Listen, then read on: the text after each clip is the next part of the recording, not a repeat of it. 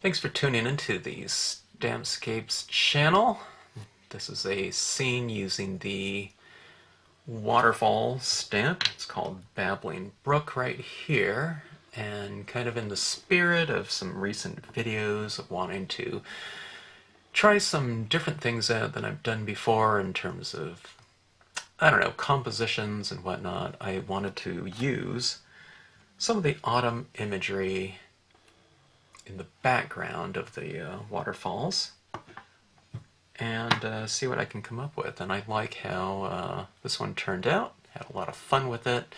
It's a pretty simple color scheme in terms of the colors that I've used on here. Grays and blues within the rocks, water, and sky. And going into the trees here is some kind of warm beigeish tones, greens and pinks.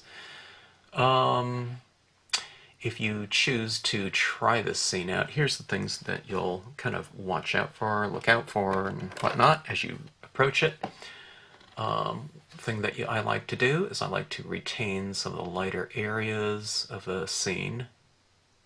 So we have these areas of clouds up here that are, I've gone into them a little bit with some of the lightest tones, but for the most part the darker tones are kind of staying away from those imageries, okay?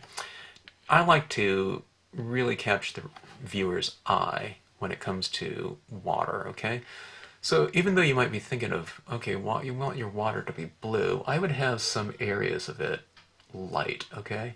So what I did was I made my areas, my rocks around the water darker. And that gives this nice kind of transition, this pathway for the viewer's eye to go in here. If you do put some blue in here, I did, but I did it in my lighter tones for the most part. You can see a little here and a little here. I like that better than just toning the whole thing like a coloring book and saying, okay, this is watercolored all in the same thing. Because you want your water to kind of stand out in a scene like this. And if you look at falling water, it's, you know, or it's churning, it's kind of frothy, and it often reflects a lot of light, so it often is a lot lighter, okay? Now, what I said about making your rocks darker around the water to make the water stand out, I like to have some of my rocks a little bit lighter in some areas. So if you look on the design, you'll notice that there are some areas that are darker than others. So what I did was I just go in and I reiterate those darker areas with some additional tone. But the lightest areas of my rocks, for the most part, I leave kind of lighter, okay? This one down here got darker, but maybe that's in the shade. But it gives your rocks a little bit of dimension. If you have some areas lighter and darker, okay, they look a little bit more three-dimensional that way. All right, so that's the thing. In your trees up here, maybe you leave some areas a little bit lighter so that, you know, the shadows can, I don't know, kind of accentuate the lights and darks within a given space.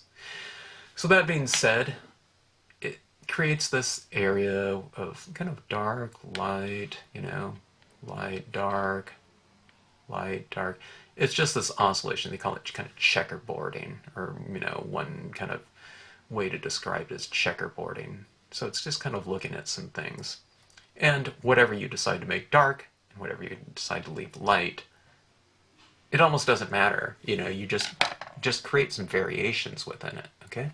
And I think that creates a much more dynamic surface than having, say, everything, you know, just darkened out, okay? And all that means, it's easier doing that because when you get to your dark tones, it just means that you keep your darker tones out on the perimeter more.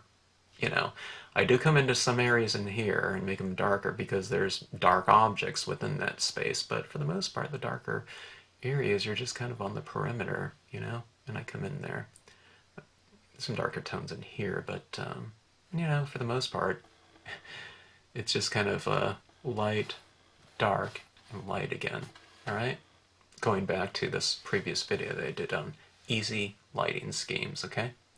So anyways, if you do this scene, I hope you have a fun time doing it, and if you just watch the video, I hope you enjoy the video on it. It's a lot of fun to do, and it's fairly quick and easy hard to do. A little bit of masking, but if you watch the video, you'll see just how easy the masking can be.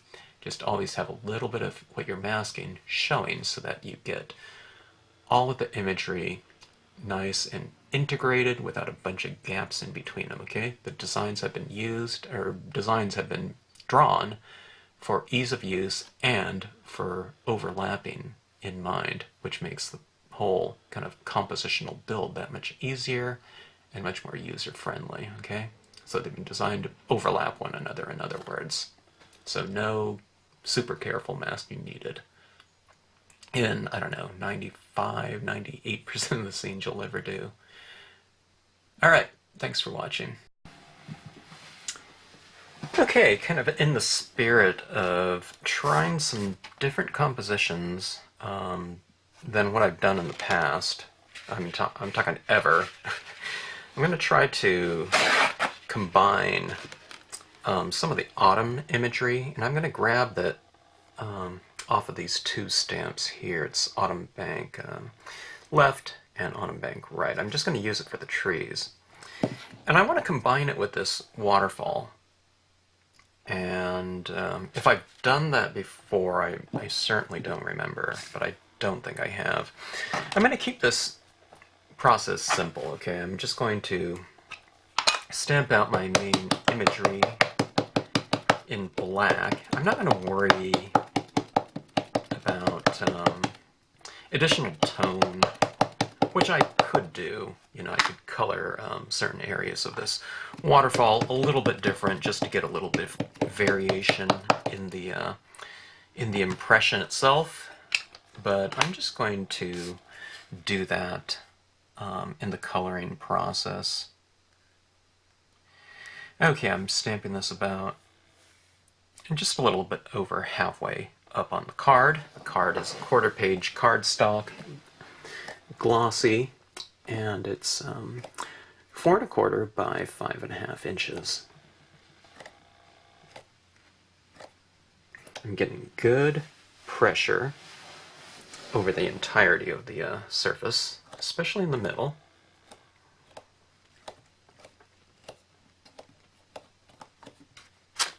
Okay. And that was just stamped in a Marvy black.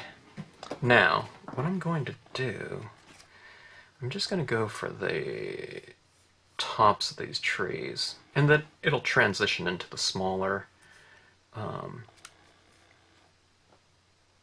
area of them, the distant ones. I'm trying to think of where I'd like to have that.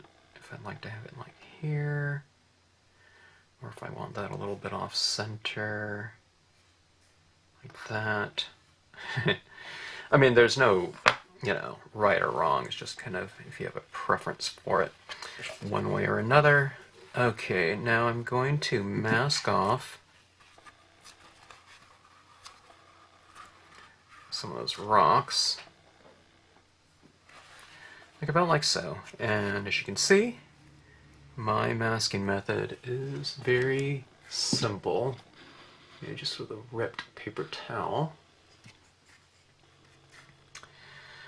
Probably started doing that just in terms of having that on hand at workshops and demonstrations and whatnot, but it works just fine and is quick, and that's what I like about it. I don't need to use any other material, not for this masking purpose at least. Okay, now I have some of that waterfall showing, so hopefully I don't get a big gap in between these trees and the waterfall.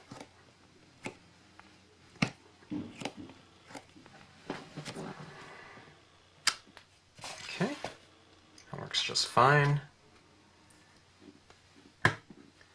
In terms of the transition from the trees to the waterfall, or the rocks, and you know, that image. And let's go for another portion of this. Okay, I'm stamping kind of this area right here. I don't need too much of it. Let's mask off again.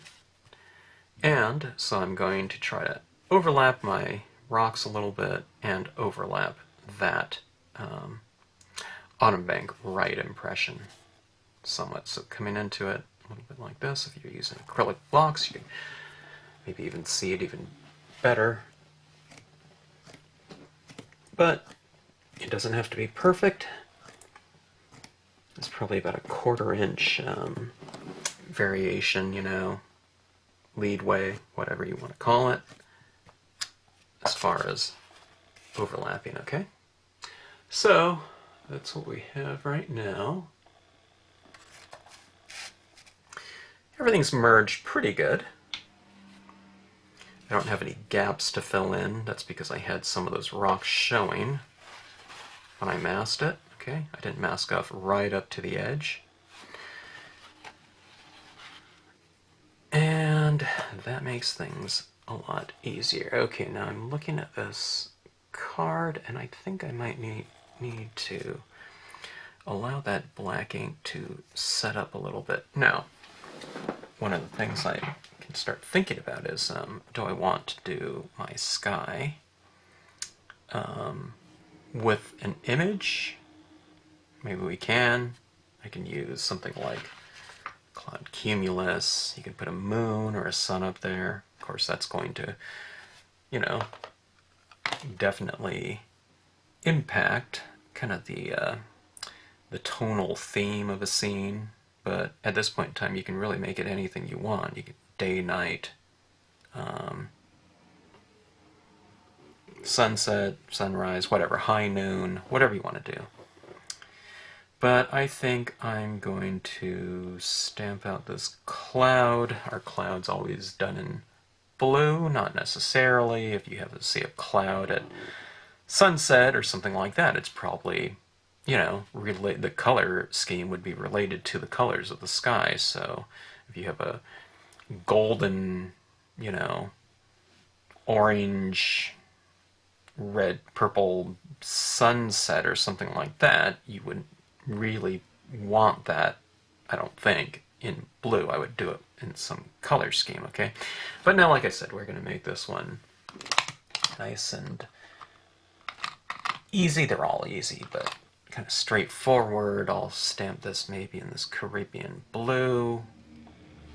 I usually go for my salvia blue here, but let's just warm things up a touch. You know, I want to do things a little bit differently than, you know, I don't know. I never stamp the same scene out twice, but there's still, I don't know, an infinite number of combinations of stamps, you know, that I've never done before. So, okay, same thing as I did with the waterfall down here. I'm masking this off, but I do have some of those trees showing, as you can see, right?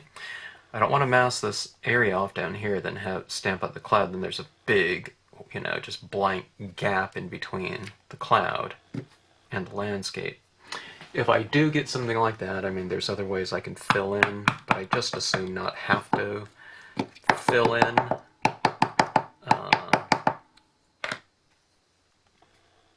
I'd rather just keep working, you know, towards the, I don't know, whatever, the end result. Okay. It's Caribbean blue. Let's go for another impression now. I'm changing the angle. I'm not trying to line up edge to edge perfectly, okay? See how I'm angling this? So that first impression's going up like that. And that's how we get a nice varied sky that doesn't look like a bunch of bricks, you know, up there. You can see where it overlapped. It does it in a nice seamless fashion. All right. Now that color, that cloud is a little bit darker than I thought it was going to be. I haven't used Caribbean blue. I kind of pulled it off my shelf, and I haven't used it very much in the past. In fact, the pad is really quite new. Nothing like a new, brand new pad. Not brand new, but I haven't used it too much. Okay, now this cloud, if, you know, things are kind of reflective in the water, and plus this is kind of a, Yeah, at the base of the water, things are kind of frothy and foamy. I think what I'll do is I'll go for another impression of the cloud down here, okay? What it represents, I don't know, it could be... I'll just go for a second impression because it's going to be kind of subtle. I think, you know, after I get all that color laid in there, but see, it's just kind of some extra texture to relate to what's going up in the sky. Alright, that's our foundation. Easy to do, a little bit of masking, but, you know, that's not hard masking right there. That's the easiest masking. Whatever, in the stamping world, probably. Let's see here. I'm looking at my inks right here. I think that those trees back in the background, they're a little bit wet. They are. But let's take a look at this right now, and I'll plan for the kind of the lighting scheme in here. I'll go for autumn colors in here. You know, in reality, these trees would probably be all, you know, turning roughly at the same time. So I'm oranges, yellows, reds up here, something like that. Brown, whatever, in those trees. Let's keep the rocks kind of, yeah, kind of more naturalistic, whatever that means. Maybe do them gray, a little bit of blue on them. Maybe there's some moss on it or something like that. And we'll go blue for the water down here, okay? But as far as that's the color scheme. For lighting, okay, we have some clouds up here. And in theory, they'd probably be nice and bright, okay? Because if you can see clouds, it means that light is hitting them and reflecting off of it. So I'm going to leave this area very light, okay?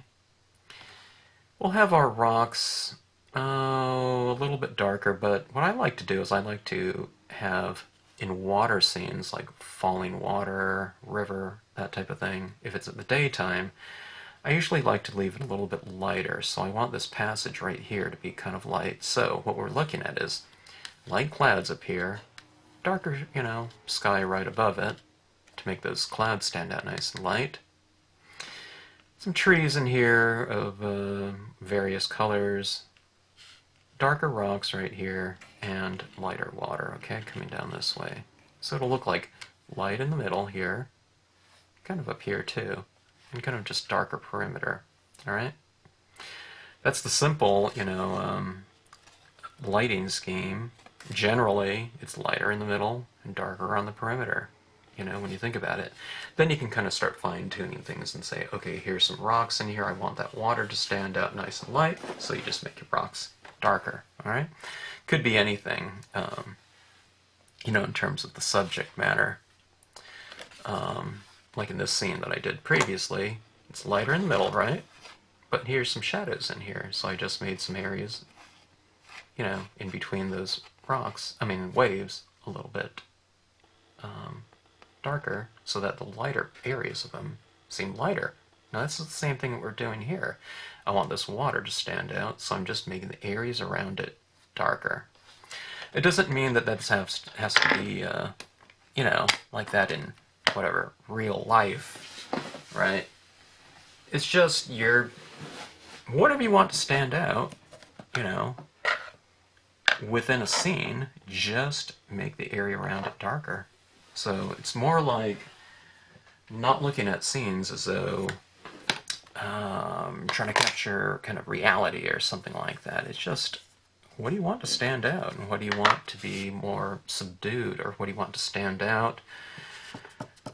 And what do you want to be kind of more secondary, you know, in terms of the thing that you're looking at first, you know, the viewer's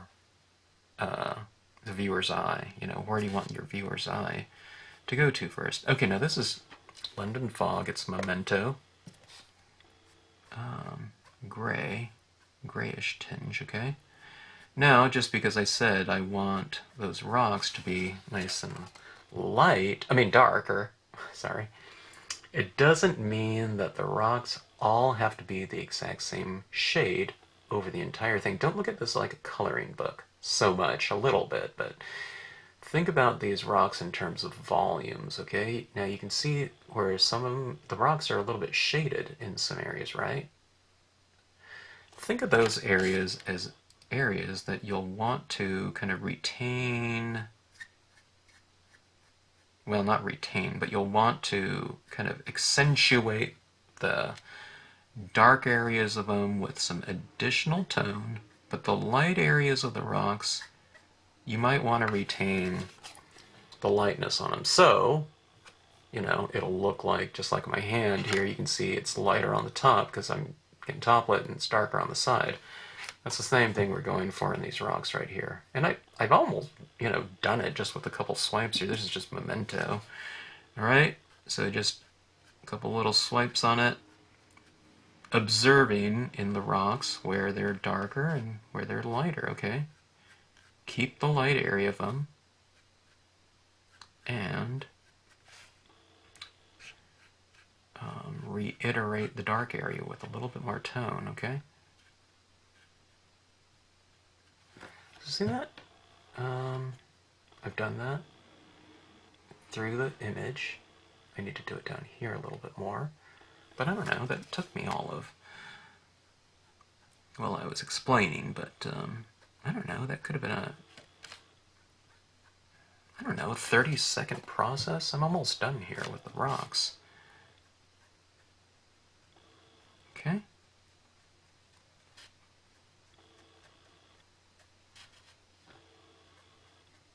I'm going in the water a little bit. I'll bring some of this gray into the water. The water's going to be blue, but I'll put a little bit of this gray down there so that it kind of relates to the water when I eventually put the water color scheme in there. Okay.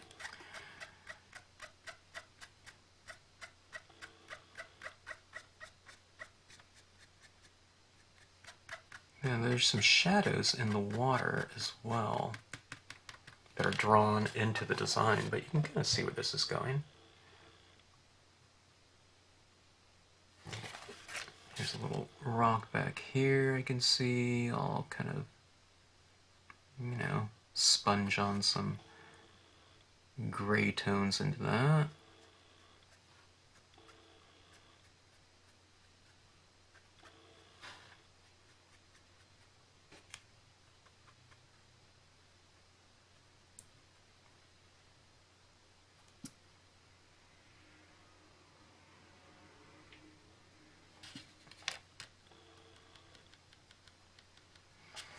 Alright, there we have it. The waterfall is largely rendered now. In terms of light and dark, now we want to do some extra coloring in there to make them, you know, a little bit more interesting, but that looks about right to me. Now let's go to the Memento Summer Sky, okay? Where we're going to put this, let's put it, now I've switched tips, that was the gray tip that I was using, but where we're going to put this, let's add this up into the sky area. Summer sky is very, very light in tone, and this tip right here is kind of wet. I just washed out all my stylus tools before starting on this scene. I start to build up a whole bunch of stylus tools on my desk. This is like all the stylus tools that I tend to work with right here. You know, I just have a pile of them, so I don't have to wash them off very often. Okay, so kind of, you can barely see that, right? That's kind of what you want. I don't know, that's what I want. I want a slow process in terms of building my color, okay? Watch out for your clouds here. Don't tone them all out, okay?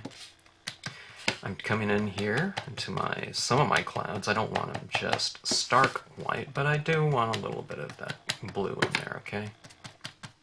This is a very light blue, so, you know, you can go into that, but retain some of the whiteness of your cardstock in these areas, okay? If I want some water, blue water in there, I'll put a little bit of this color, but I'll largely, you know, keep that area of lightness as is. I say that now, but things could change, but I have a feeling that's the way it's going to go. Okay, maybe I want a little bit of blue in my water. It doesn't look that blue. It's mixing with a little bit of that black that hasn't dried yet, but so be it. Okay. I do like a perimeter that's kind of darker than the other areas.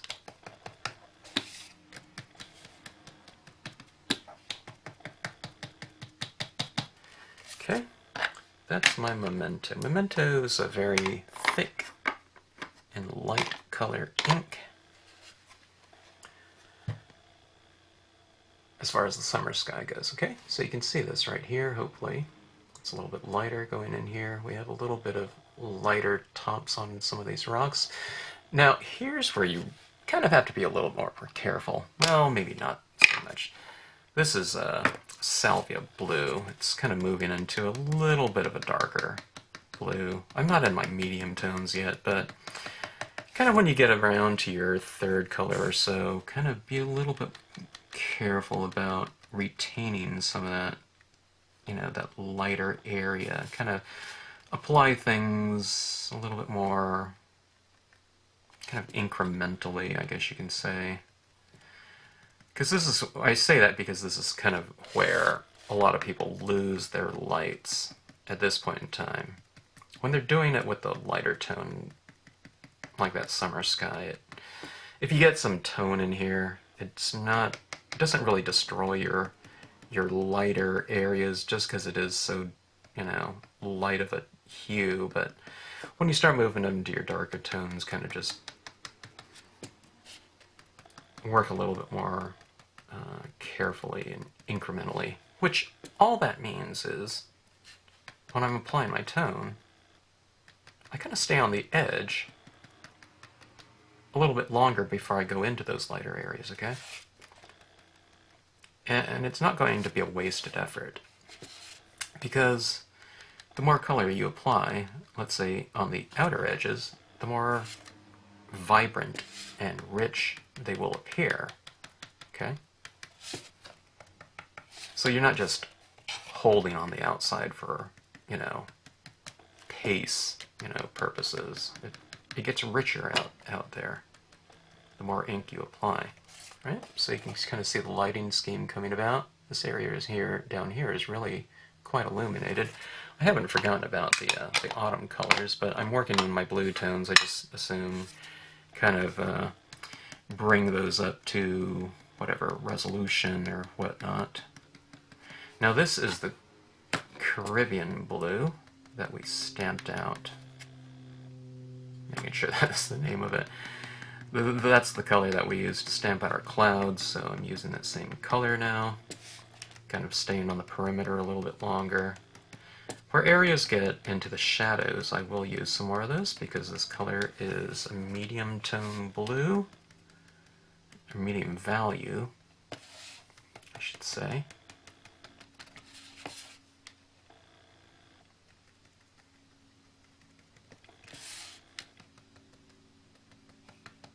Okay, again, be careful not to stamp out all of your light at this stage of the process. Alright, now let's see the Bahama blue here from Memento. That's a good color, but it's pretty thick. Actually, that looks pretty good.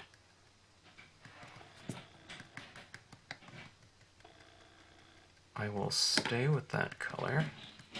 It's nice and bright. I don't know if you can see the difference between that side and this side. It's kind of a medium tone. Staying a little bit more perimeter oriented with that. Adding it up into my left and right hand corners of the card. Let's try to get up into some of these rocks here, okay?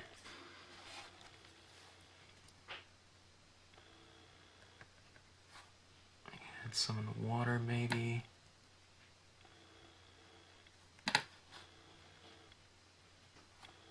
Kind of trying to retain the darker areas of those rocks.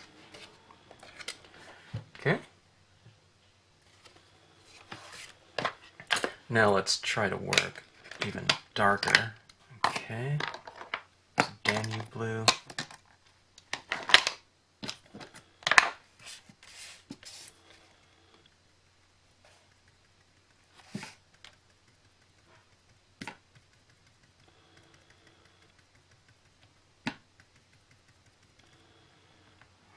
Try to hit it down in my shadows.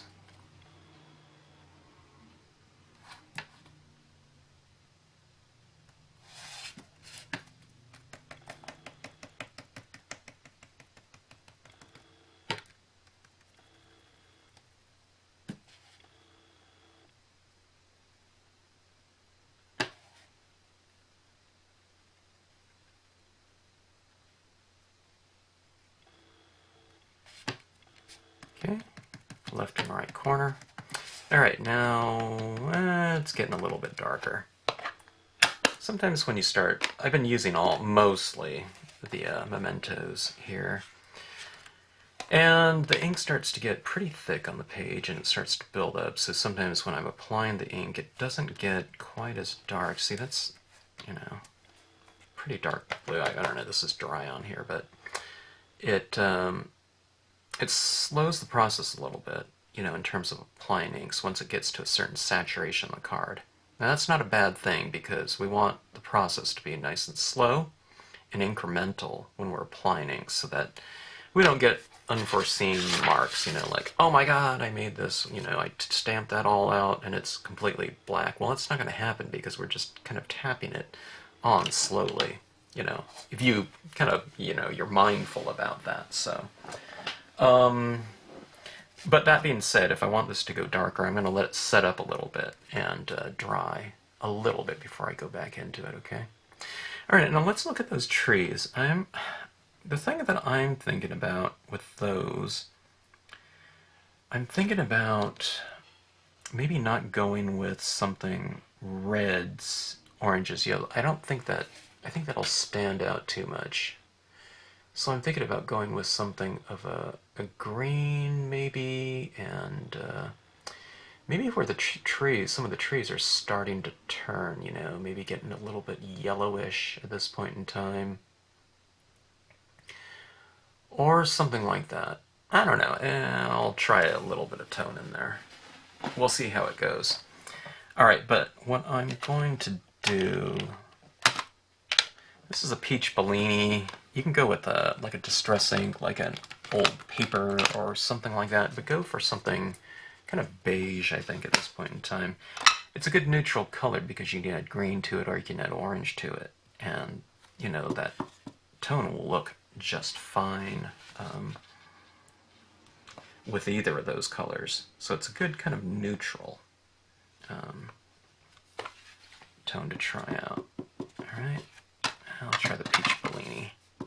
And how about some of that pale orange, okay?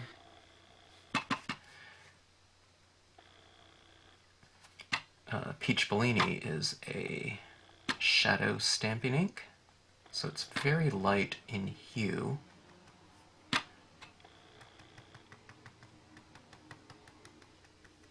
They're good kind of foundation inks, okay? You see a little slight warmth in there. Maybe I want it to go a little bit brighter, so I'll use some of this pale orange Marvy. Alright, that's all we need to do with that. So, the trees aren't done, I'm just talking about that's all we need to do with that color. Okay. Alright, let's try to go to, let's try a green in there. This is a pale green. If you have some other type of green, they had a good green distress ink. Oh, here we go. I thought I might have shelved it. As in putting it back on my shelf, not shelving it in terms of no longer using it. Peeled paint will be a good one. This is a pale green from Marvy. Okay. Just getting a little bit of green in there. Just a tinge of it. Okay. It looks like the peeled paint looks like could be a slightly warmer green. Let's see. It's kind of more of an olivey green, like an earthy green. Looks pretty good. Just dab it around a little bit in there. Okay. Now, let's try for a different hue in those trees. Okay. Maybe where the color's turning a little bit with some of them. Maybe instead of going with red, I'll go with a lighter version of red, which will be pink, okay?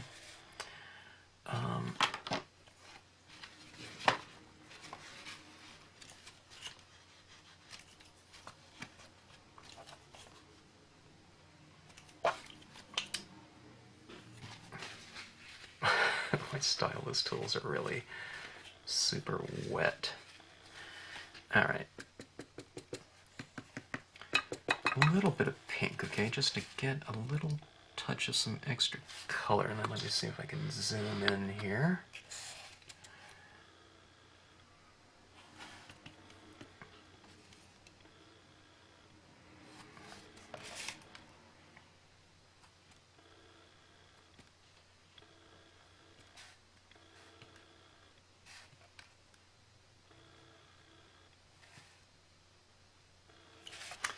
Alright, something like that.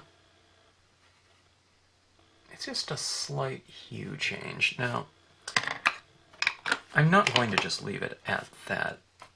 You know, I do have alcohol-based markers, which will be really good to do some kind of spot coloring there and getting into some different areas with some really specific tones. But what I'm looking at now is we have a lot of color in here, okay?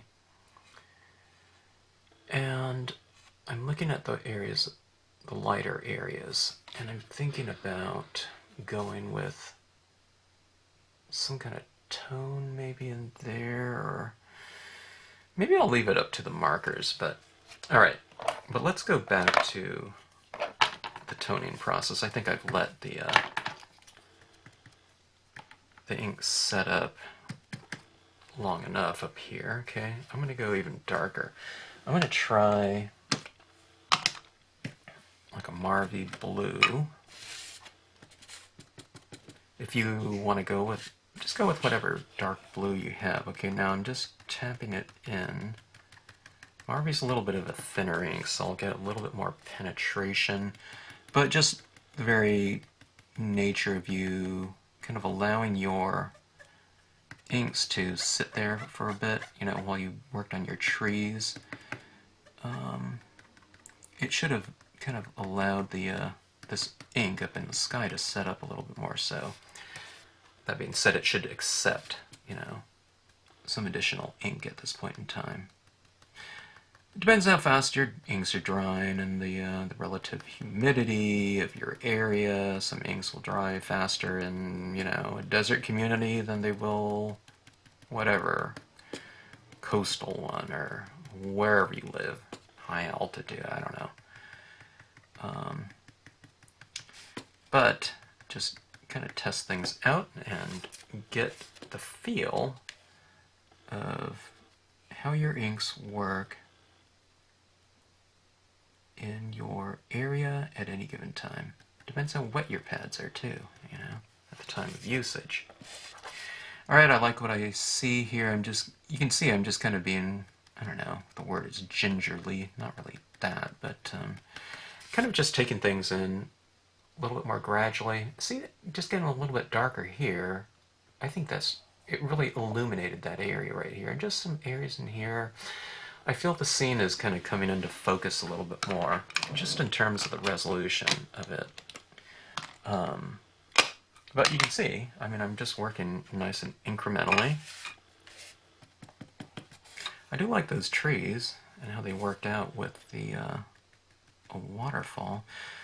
This is my Prussian Blue. I've been kind of using that quite a bit in this last week or two. I don't always, because it's so dark.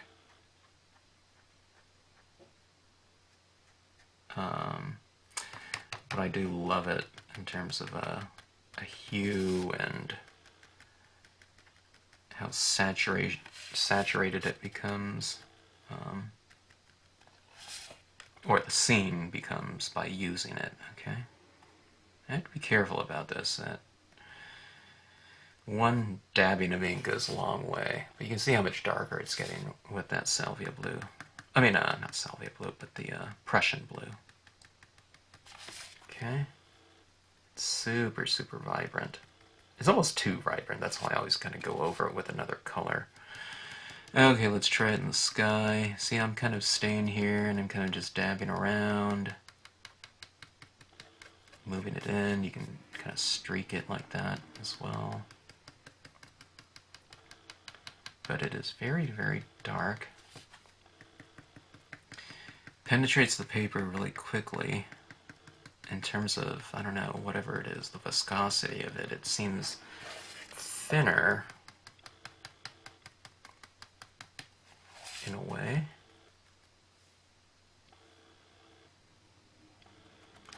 Alright, so a lot more value in terms of light and dark. It's really too much. I don't like that so blue of a color corners. So what I'm doing is I'm going back to black now, and I will put it over the top of it. So it doesn't mean that I'm trying to just cover up and obliterate the fact that that Prussian blue was ever in there. It just means that I want to mellow out that Prussian blue a little bit. Now, black is dark, but when you're talking about dye-based inks, it still is a little bit, you know, it's a transparent color, even though you're going all the way to black, but you can see how that looks there as opposed to down here, right? So it's a nice, rich, deep black, all right? So it's not as if going over that, I've just lost completely the colors underneath, okay? The colors underneath are going to affect what you see overall and kind of the end result. And it'll just look that much richer and deeper as a result of having used those under coats of color and value.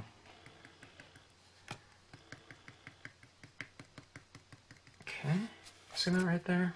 How beautiful that glow is, and it's because I've worked, I don't know, whatever it is, 4 different colors at this point in time. So it's a much more rich area as a result. I'm talking about like that deepest area right there. Okay, same thing over here. A little bit too much of that blue,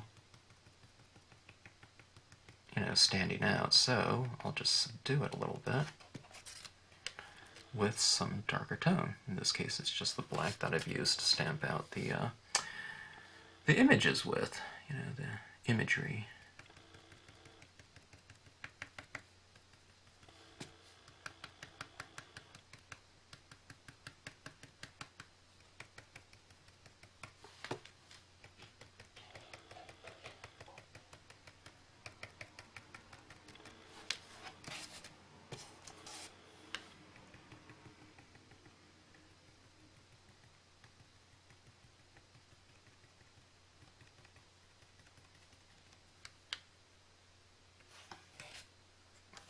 Okay.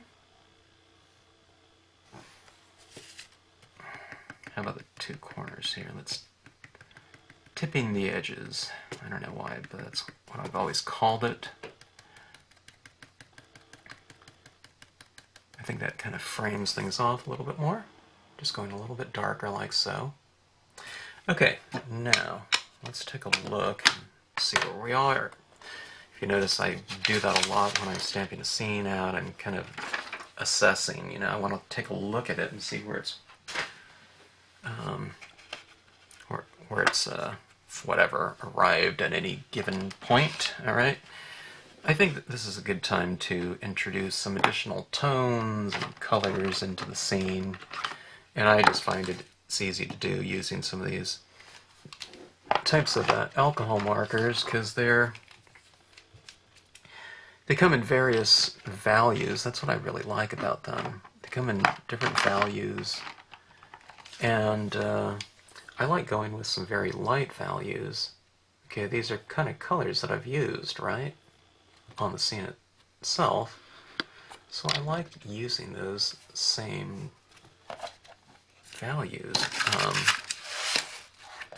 in my pens just to get the kind of more detailed touches.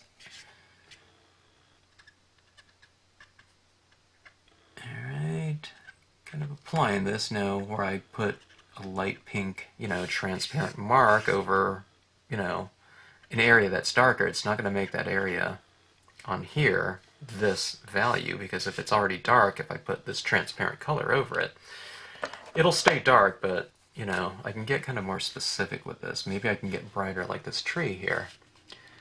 That tree's okay, but maybe I want to go with a brighter green in there just to make it pop a little bit more. It might get darker, but hopefully it'll get brighter. And by brighter, I don't mean lighter. I mean more intense, you know, in terms of the intensity, relative intensity of this thing, you know. So if you have something like pastels or something like that, they're not as intense as, you know,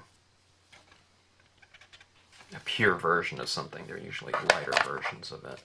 That's what I mean. Okay. That's a little bit dark. I'm just going to use that blue on something a little bit too dark. How about this blue right here? Okay. This one's azure blue. I can get on some of these rocks in the distance, maybe put a little coating of ink down in the shadow areas, in very specific areas too. Something that sometimes, you know, doing it with a sponge tip, you know, like a 1-inch sponge tip, it's not conducive for, you know, the tighter detailed areas sometimes.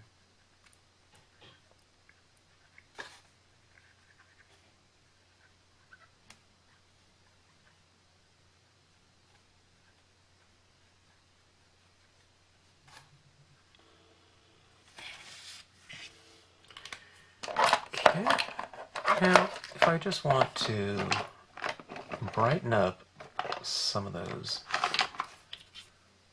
tree areas, and looking to see if I have kind of a dull orange. I guess that's kind of beige, but let's try these colors, right? One of them's a vivid yellow, one of them's a biscuit. That's the color of it. And this one's camel. I don't know. Let's see how it looks.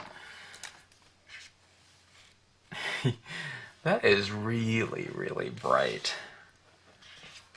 Oh, what the heck? Let's give it a try. Okay. It's a little bit brighter than what I'd want, okay, but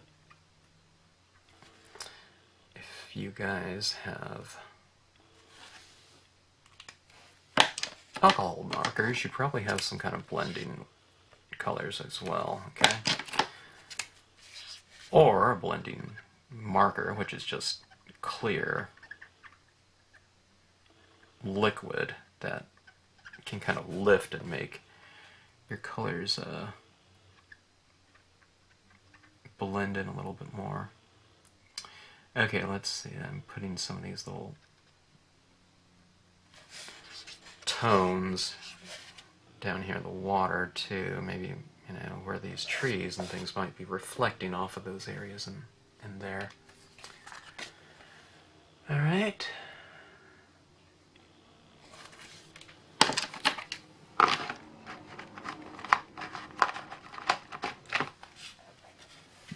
Okay, now let's see. Trying to decide on if I want to add in some splashes or something down here. Maybe I won't go with the bleed-proof white in this scene, but I don't know, it's tempting, especially since I've been using it a lot lately on some of the recent videos. Okay, now one of the things I am going to do as I was looking at this is I think I'm going to try to make the rocks a little bit more related to some of the things that are going on in the trees, mainly those green tones. So I'm putting just some pale green. This is spearmint. Again, it's an alcohol-based marker.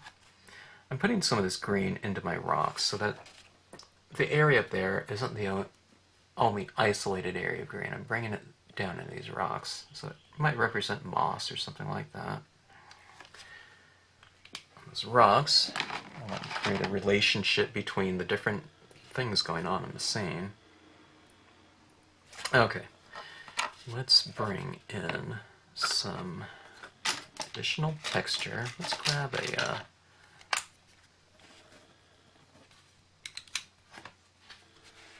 white gel pen. This happens to be a Uniball Signo pen.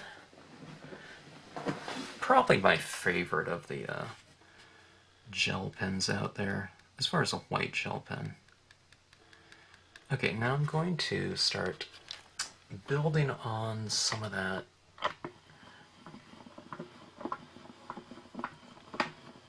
kind of a texture that's going on in the design itself. So the design has some texture down here. Okay, you can see those little splashy marks in here, right? Well, I toned in a lot of this area right here with color, you know, in the scene. So I'm just kind of reintroducing a nice light splashy texture to that area, or reintroducing it. See it over here where that became a little bit darker, which isn't a bad thing. I'm just going in here and reintroducing it so you have some darker splashes in the background and lighter ones in the foreground, you know, once you start adding something like this in there. Okay?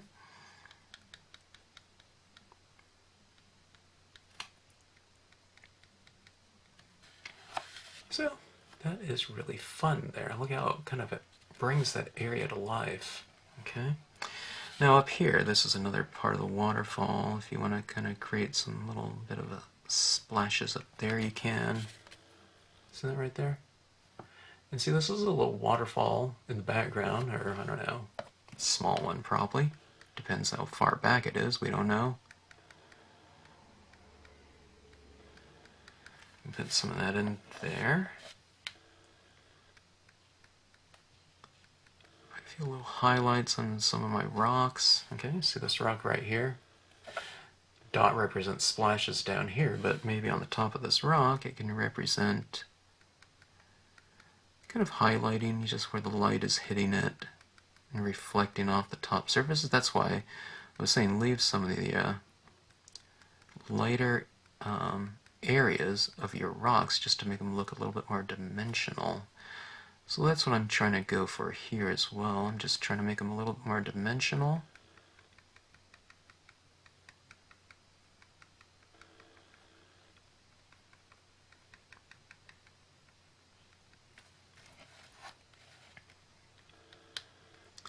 Okay, here's the water. Spotted another waterfall right here. It's a great excuse to add a few little highlights in there. It kind of brings those areas to life, doesn't it? It looks like it's kind of moving to me, you know, moving water. Alright, see this area right here? This looks a little bit boring to me. See it? There's nothing really going on there. Well, let's bring in a few little highlights in there, like so, okay?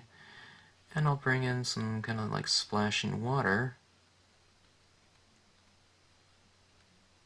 like that. See how that's kind of fun? It just brought that area to life, you know, for me. just doing that little splashing bit, okay? And it looks like the water is, you know, it's churning to me, doing that type of little effect. So, I've left a little bit of the white of the rock on here, so I'm going to kind of pull that top surface out a little bit more with some highlights on it.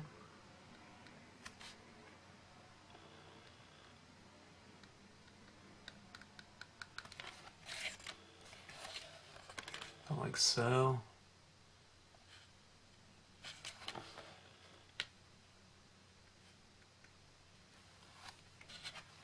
And I just thought of something too, which I think will look really nice in here. I'm going to go grab a stamp. Scene's coming together pretty good. Let me grab a stamp and I'll be right back. Okay. I have these little birds here. And this leafless limbs small stamp, okay? I use that a lot with my autumn imagery.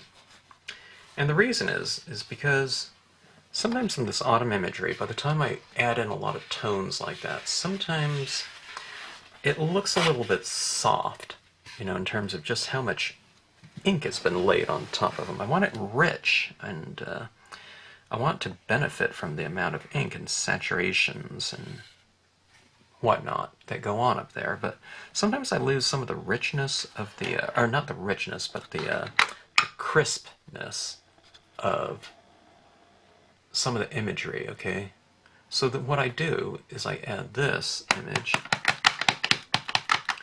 into the scene. It's like this, you know, leafless, dead tree. I mean, if I could, you know, I put little green leaves on it, it would bring it back to life, but in this case, what I'll do is I'll kind of just mask off some of these rocks right here, and I'll introduce that tree in here.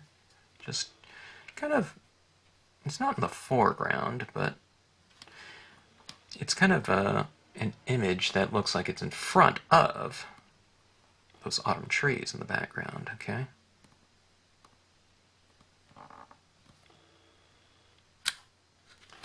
I don't like that. I don't know if you can see it there. It doesn't show up too much. But it's just kind of another layer of imagery. And what I think I might want to do, I was thinking about adding it over here as well. I'll kind of have it on the side, so it'll be somewhat subtle. Okay, it's like that. Okay. Another layer. And if you know me, you know I like texture. Okay.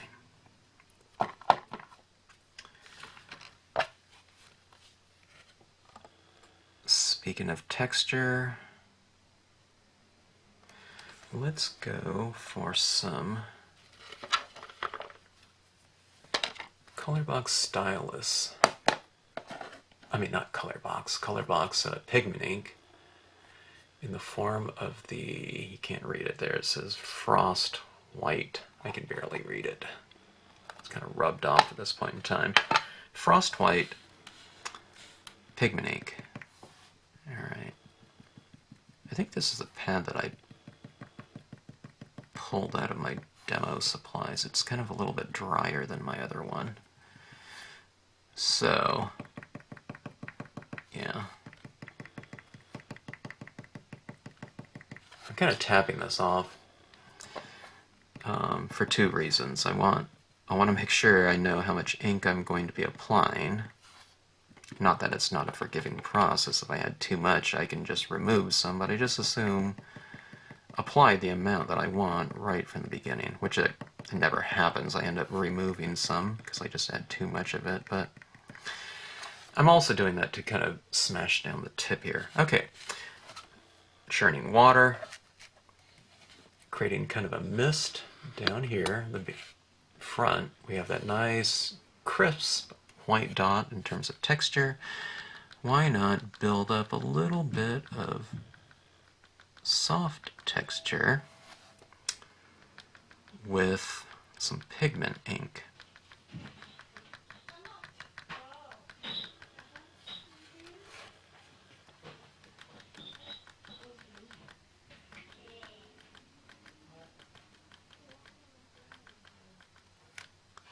So see, it's kind of giving that kind of translucent touch around in here, right? So it looks a little bit softer. Let's do the same thing up here. I like to do that in areas of moving water. I think it looks pretty good. It also kind of oscillates the textures of a given area. I don't put it everywhere. Leave some areas kind of crisp, okay? See, if I did that fog all over here, it would look kind of weird. Well, that's what I find. See this right in here? Just kind of adding it here and there. I added it right here. But we have this element of crisp here. Now, there's no specific area. Like, uh-oh, I shouldn't have done, you know, well, which area should I do? Just, there's not a set thing. Just don't do it everywhere, okay? Like, for example, I'll put it on some of this rock right here. I'll show you. See this rock right here? I put it around this part of it, but I'll leave the top part just as is. If I did it on the top part, then I would leave this part as is, you know, just so there's variation. And that variation, it'll kind of accentuate each other, you know. If you put something soft, something that's crisp next to it, it will look even more crisp. If you put something crisp next to something soft, same thing, you know, they play off each other. Okay, these clouds up here, I can apply some of this tone, and that'll soften some of those clouds. And this is where it really comes into, you know, play when we're talking about kind of vapor and kind of glowing light, you know. This is a perfect opportunity for some of this kind of texture and touch in here. And that's where retaining some of the white of the paper is really important, because if this was really dark up here, then putting this kind of application of pigment ink would look kind of weird. It wouldn't relate too much, because what you're doing, in a sense, is you're adding this texture to the thing. You're saying that this is, there's mist in the air, or moisture, and light is hitting it and it's reflecting off of it. So you have to have kind of a white light in here, meaning just retain some of the areas, the whiteness of your card in some areas, okay? And remember, you don't have to know that going into it. Just when you start toning in your scene, just retain some areas. And that's mostly when you get to your medium and your darker tones. Kind of just be careful to kind of keep those a little bit more perimeter oriented, and you're good.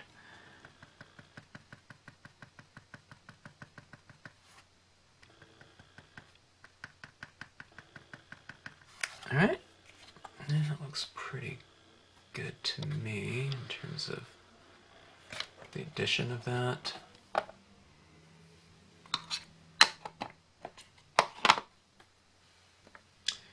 And if we want to, what we can do is we can go in and add some additional foreground.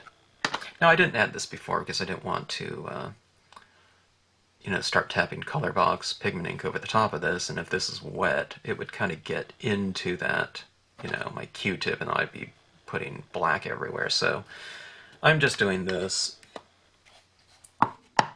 as the last step.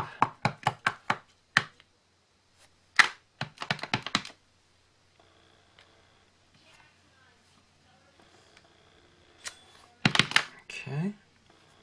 I covering up everything and obscuring it? Not really. I think it accentuates it again. I think you're having something nice and dark makes something light, you seem even lighter. Something soft next to something hard seem even softer. So I like how that plays off of each other. So we have a lot of textures. We have crisp textures, soft textures against crisp textures again, something dark against something light. So we're playing all those contrast angles to accentuate things that are going on. If you want to, we can have things like some birds in the background in our scene, kind of bring the scene to life a little bit. Birds or animals, kind of give a certain flair to a scene. All right, so that was my first attempt, I think, at the waterfalls with some autumn imagery, and that was pretty fun. I didn't even use some of my my paint pens here, and this is the Sharpie paint pen. It's the peach, and it was a fruit. I was about to say apricot. I can put some of these highlights up there, you know, using some colors that are kind of already in those trees.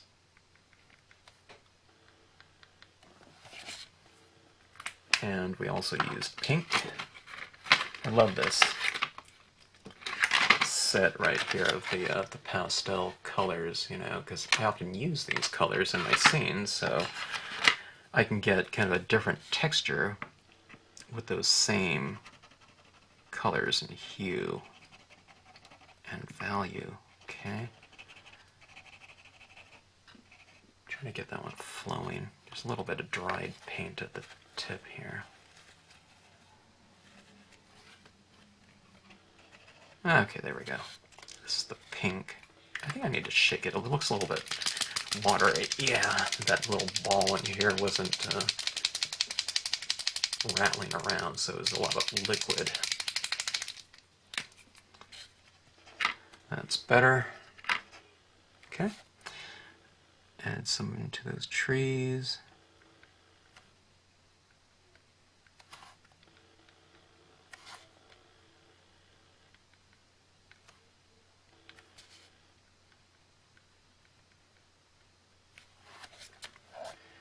Alright, now it's done, I think.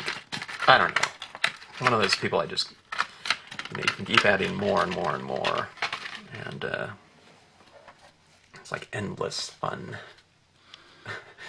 as far as the media available these days.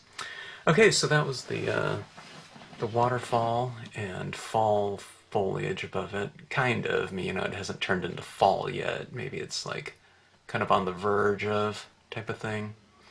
But anyways, I just did that just to kind of create a little bit of a stronger relationship with the colors that are going on down here. So anyways, a lot of textures in here, and just some different backgrounds that you can do. You can put any type of tree behind your waterfalls here. You can do palm trees back there, and palm trees here in the foreground, and suddenly this would be, you know, wherever, Kauai or something like that, Hawaii. You know, so the waterfalls are very universal, you know, in terms of how you can use them. It just depends on what kind of foliage you put around it.